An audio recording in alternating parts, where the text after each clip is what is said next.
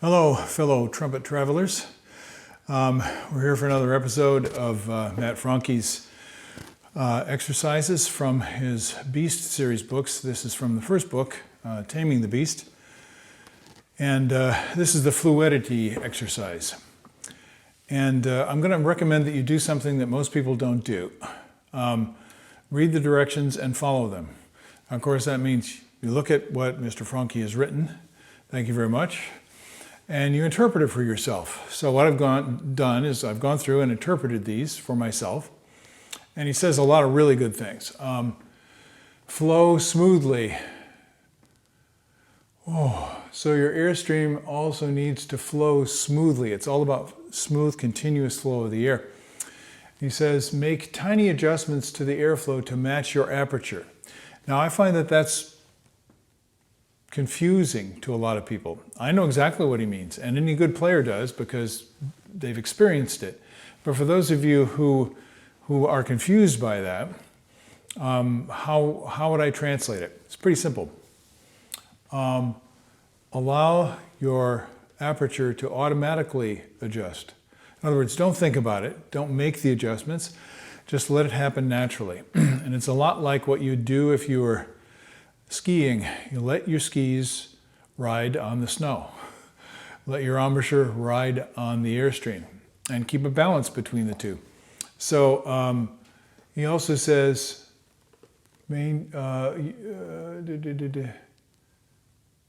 listen intently to your sound. I totally agree with that.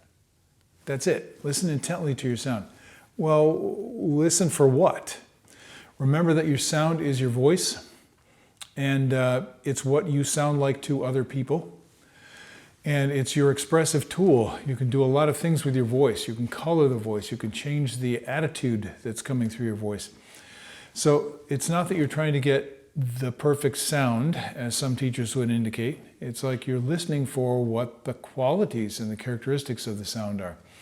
And when it seems free and natural, you've got it. So that's a lot of interpretation, and I haven't even played a note yet. But you see, we need to be considering carefully what it is that we're doing. If it's so easy on an exercise this, you just pick up the horn, you play it, you can play the notes. It's not difficult to play the notes. Pretty much any player can play the notes. What we're talking about here is a difference in quality. So if quality is what you're interested in, you're playing, and not just playing the right notes, but playing them with beauty and some kind of musical intention so that they have meaning. Okay, now we're getting somewhere. And that's always the way I'm working. So I'm going to play a couple of these for you and make a couple of suggestions based on on my own work and what I've noticed over the years. Here we go.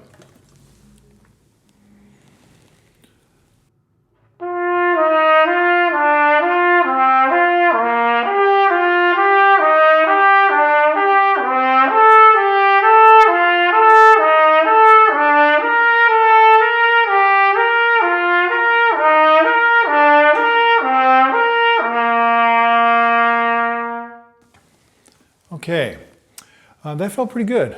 Now let's try a different key. Maybe we'll go down a half step.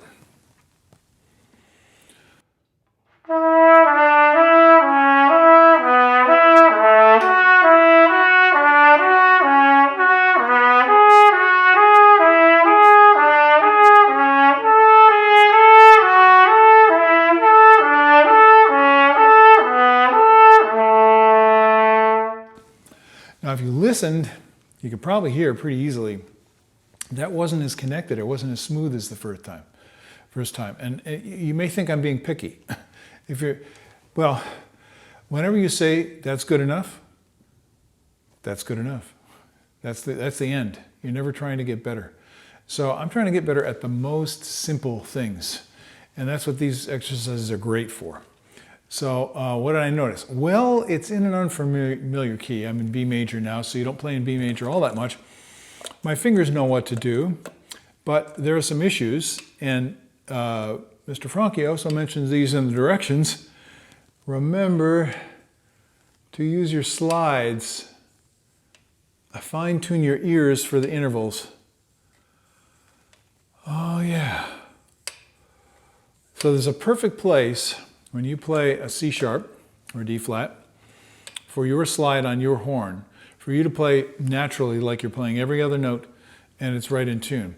Now that means that slide is kind of flapping in and out all the time. Great, that's one way to do it. I'm going to talk about another way later on, but that's part of the fingering. So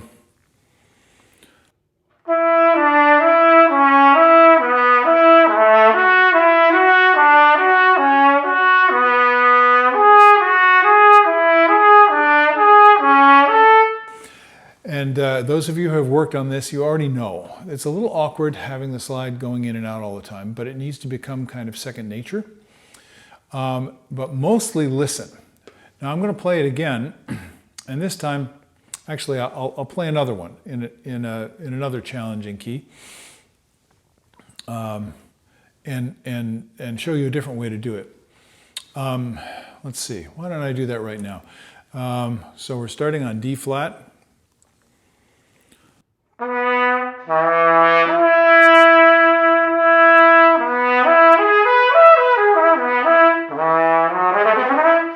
Okay, so we have D flat or F sharp and harmonically.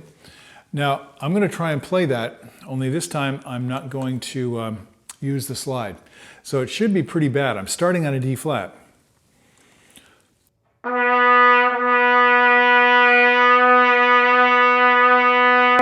So I'd have the slide out a little more than an inch on this horn to play that. I'm going to try and play it in tune without the slide out. Now this is challenging, but it can really help you a lot.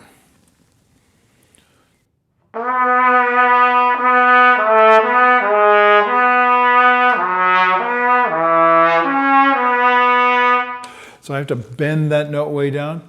I think of it rather as blowing the note down. And so I'm looking for the place where I can play it in tune.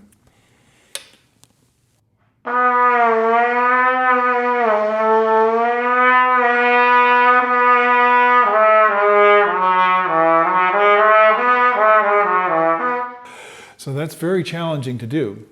I want you to experiment with it. First, learn how to do it with the slide. And then you'll find all kinds of variations if you think about what you're doing when you practice. So what are the main things with this exercise? Well, I feel like it's all about steady flow. And what helps me to not push the air, which most trumpet players do, is that I always stay ready to flow the air in. Whenever I'm blowing out, I'm always ready to flow the air in, which means I'm always ready to take a breath. So I'm going to play from the end of the air on one of the lower ones.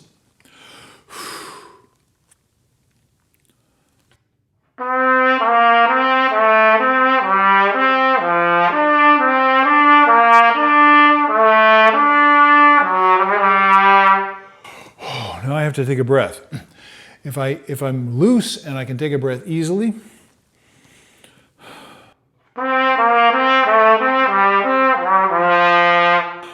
so the air comes back in just as easily as it flows out, then I'm in the right place. And if you try that and you feel that, you'll know.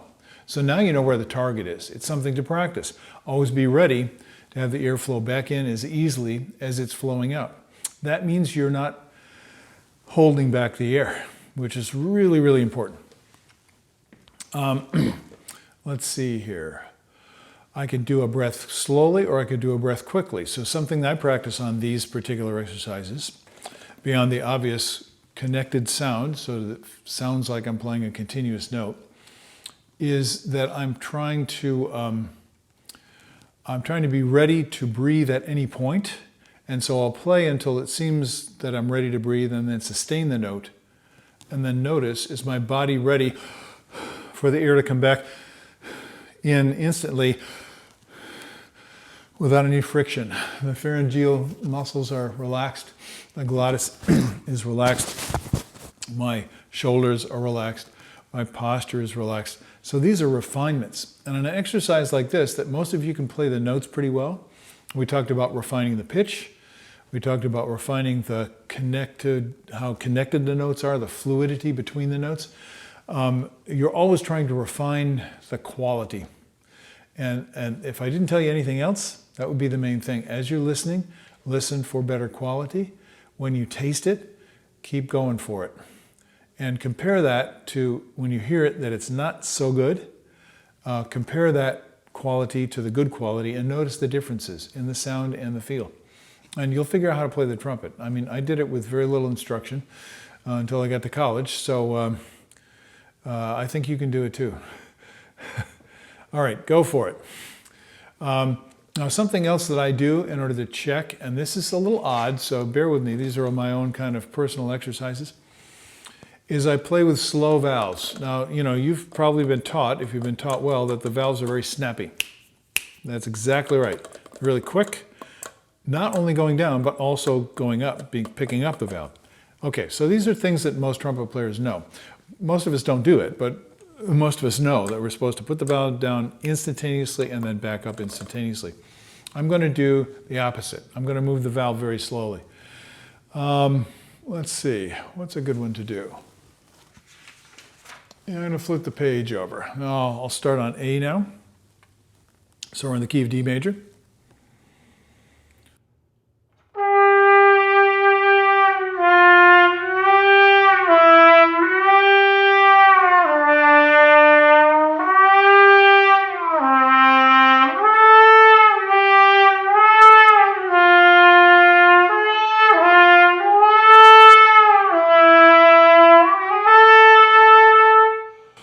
Wow, that's really interesting. Now, if you try it, what's the point?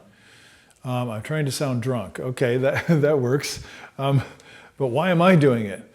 Is if I can keep the lip vibrating between the notes without manipulating with my lip, without, you know, changing the jaw position, without changing it in the mouthpiece pressure, without changing the way I'm blowing, if I can continue to focus that air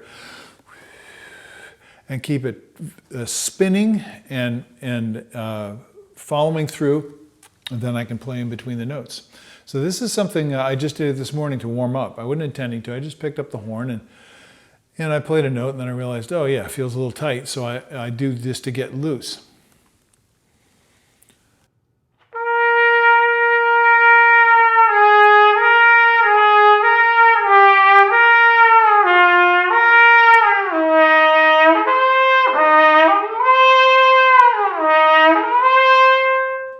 If you have to do a little half valve in between on the open intervals, on the lip slurs, I just, you know, give it a little touch with the third valve and play with it. Just play with it. This is fun. If you're a young player and your parents are listening, they might wonder what the heck you're doing.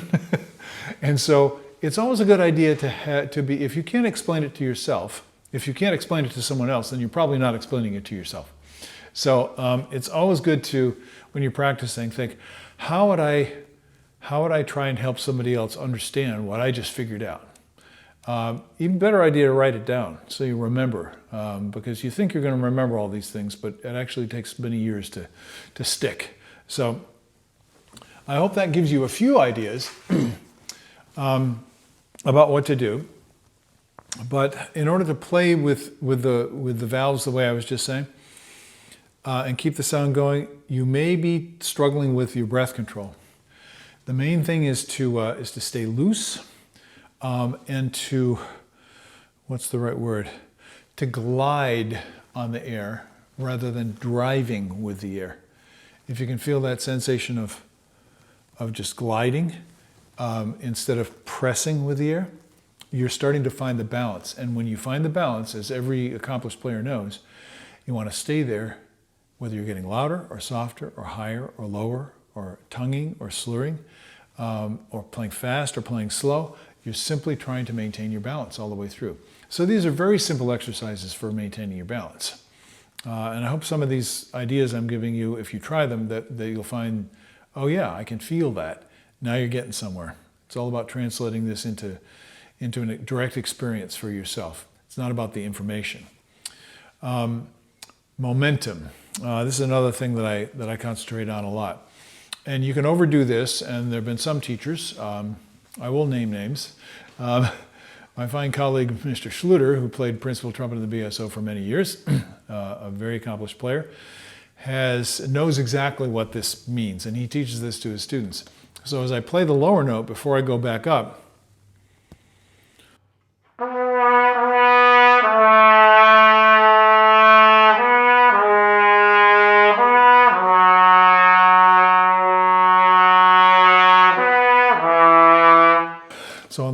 note, before I go back up, I'm trying to let the air flow easily, not press, not squeeze, not choke.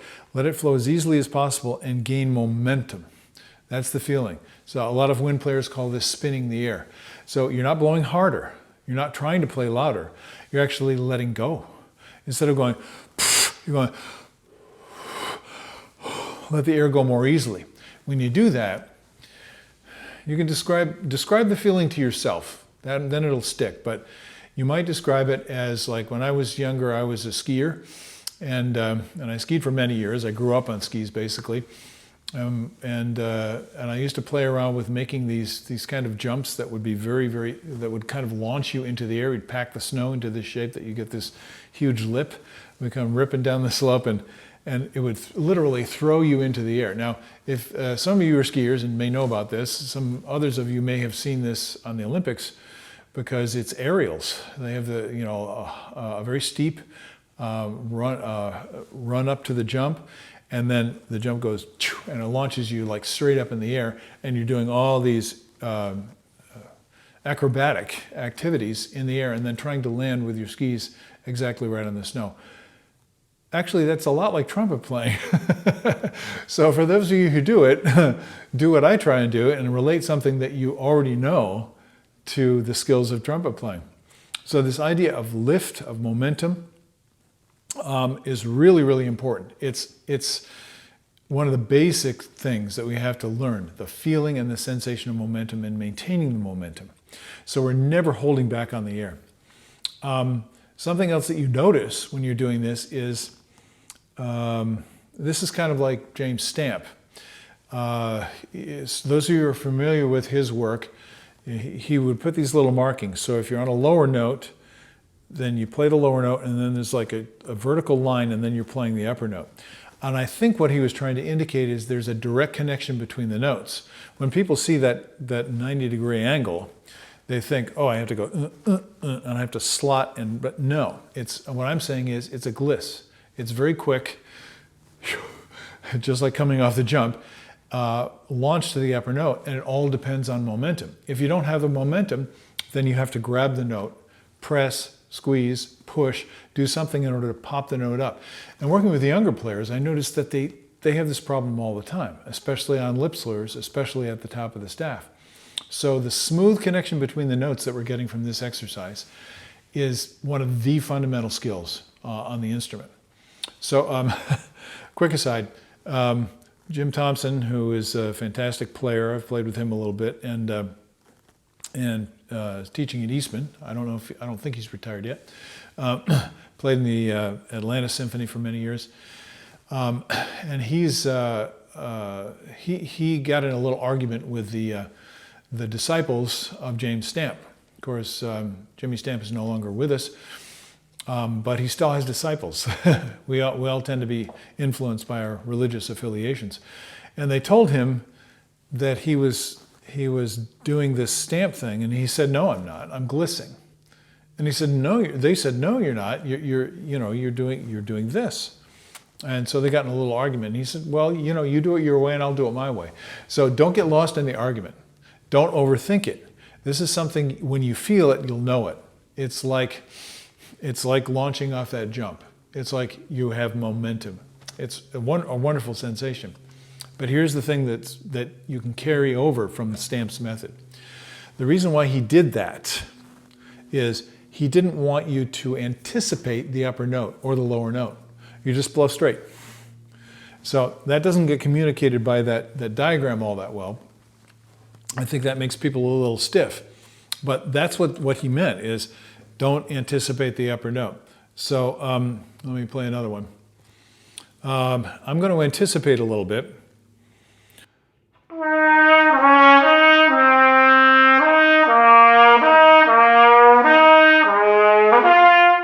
Now you're especially going to notice that on a lip slur.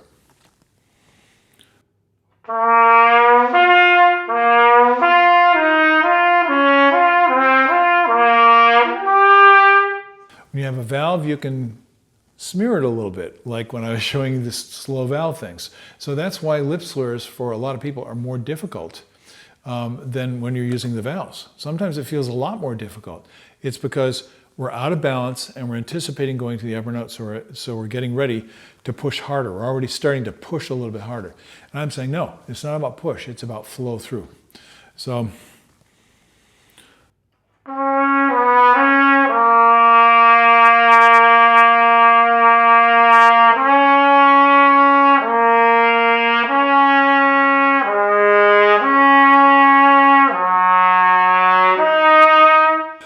listen between the notes, really concentrate on if you're ready or not to go to the next note. Try it. If you get a bump, if there's a break in the sound, if you hear a change in the quality of the sound, if you notice that you're doing things with your body that are like kicking a little bit, maybe a little bit of extra added pressure, that probably means you're not maintaining the necessary freedom of flow in the air to carry the note. So in this exercise, this little simple exercise is a way to work on one of the most fundamental skills in trumpet playing. I'm going to show you one more thing and then I'll let you go. I know these are a little bit long, and congratulations if you stayed with me this long. You get a gold star today. I'm going to play one more, maybe one of the higher ones. There's something that I do a lot, and I want to be able to not only connect the notes smoothly, but I want to be able to do a dynamic inflection with them.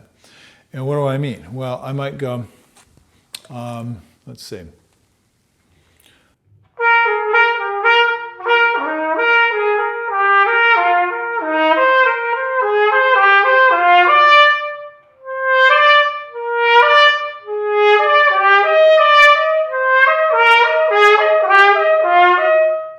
Now I'm really messing around. Now, I have, decent skills in this area, so it's fun for me to just play and see what I can do. And if that's the case for you, yeah, stretch the boundaries of what you can do. But if you're an intermediate player, let's say, try something simple like this and it will relate to music. I'm going to play the descending notes at mezzo forte and the note that stays, the upper note that stays the same at mezzo piano. I'm going to try to do that.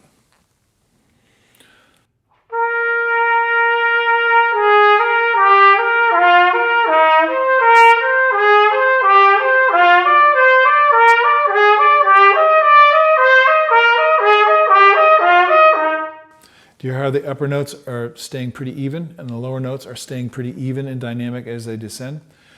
That is great stuff to practice. And this is a great place to practice it because you're doing challenging things, but it's not too challenging.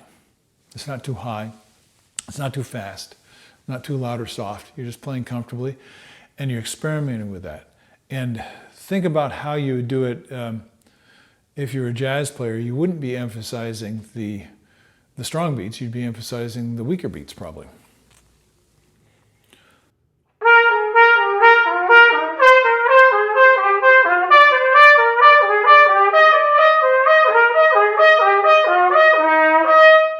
So that's a high-level skill, but it's something that anybody can practice and do. Especially listen to other players and how they're changing the musical intensity, either with dynamics or with color, whatever. They're doing these gestures that are very natural. That's the kind of stuff you can practice on this exercise. So the exercise by itself isn't going to do very much for you. But when you have a goal and it's clear and you work on it and you make progress and then you challenge yourself to try another goal and add that in, you can see that pretty soon you're going to be having fun with these. And when you're having fun, you're practicing well. That's pretty much it.